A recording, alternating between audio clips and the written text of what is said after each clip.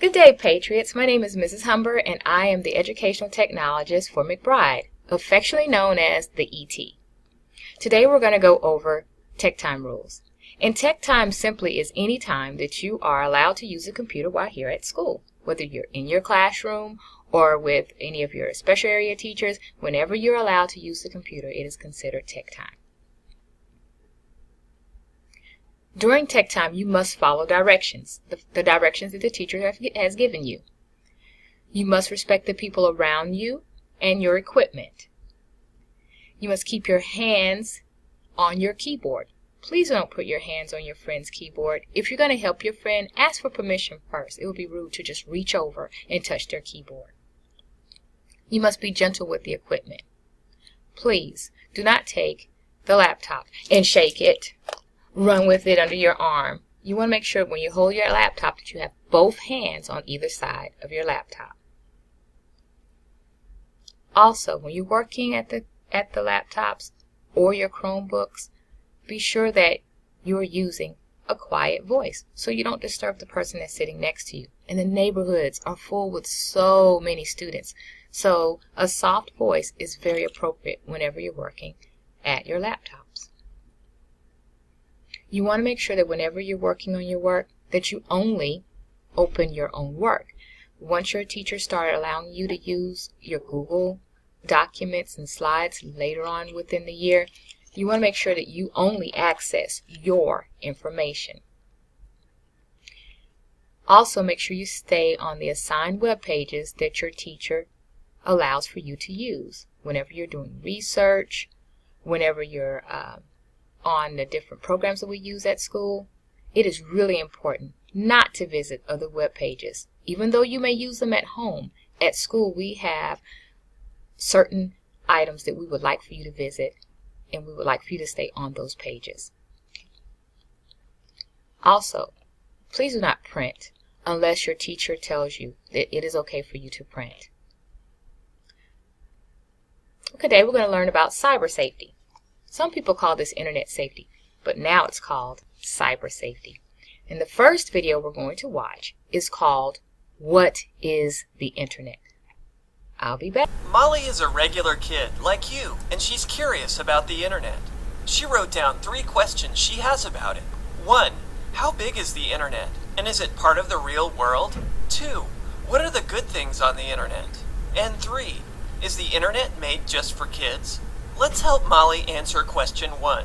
How big is the internet, and is it part of the real world? The internet is very big, but it's not the real world.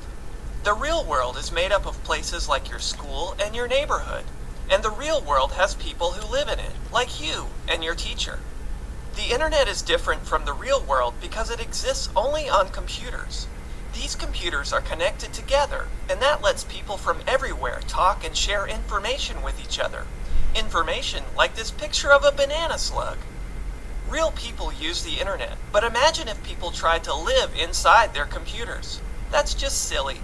And it's why the internet isn't a real place. It's a tool people use to get information. Molly's second question was, what are the good things on the internet? Well, that picture of a banana slug is a good thing because it's funny. Like you, Molly is curious and smart, so she uses the internet to learn. She reads stories, plays games, and watches videos. Just yesterday, she watched a video about dinosaurs. Molly had one more question. Is the internet made only for kids? Only some of the internet is made for kids. There are pictures and other things on the internet that kids shouldn't see. Also, there are places on the internet where people say mean things about each other. These places aren't fun, and they're not safe for kids. But if you follow some simple rules, you can avoid them. Think about this. There are places in the real world, places in your neighborhood maybe, that aren't safe for you. For example, you know you have to look both ways before you cross a street. And you know it's not safe to talk to strangers or accept candy from them. These rules are simple, and they keep you safe in the real world. Fortunately, there are simple rules for staying safe on the internet too. Molly's going to learn all about them. Take this time to discuss what is the internet with your teacher. Take about 5 minutes. Hi, the next video we're going to watch is what is personal information.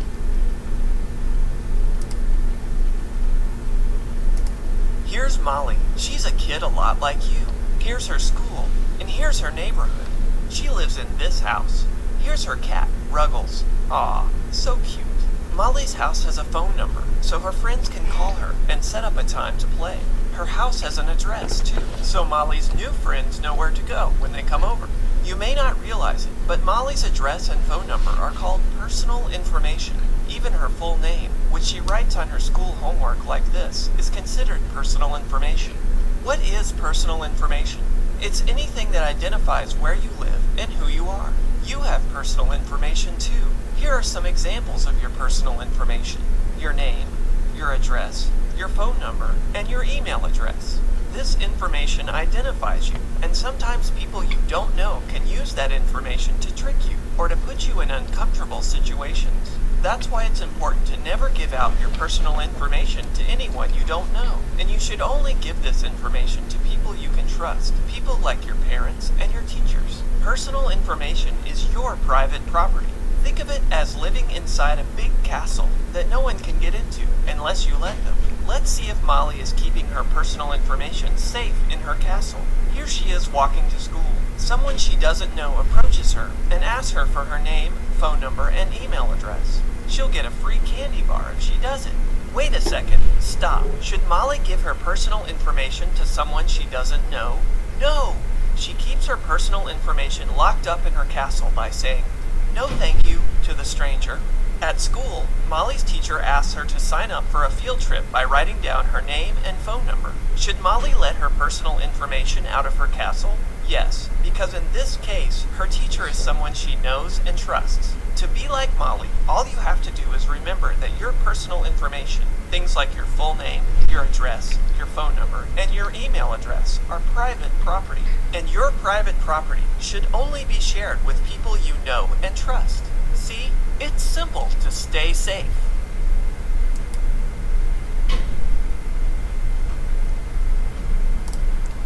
Okay, personal information is really important to protect at school too.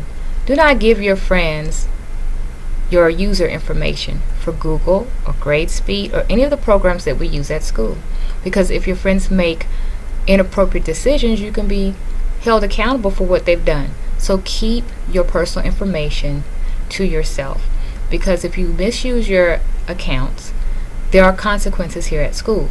You can lose your time on the computer. Your accounts can be suspended. So just make really good decisions.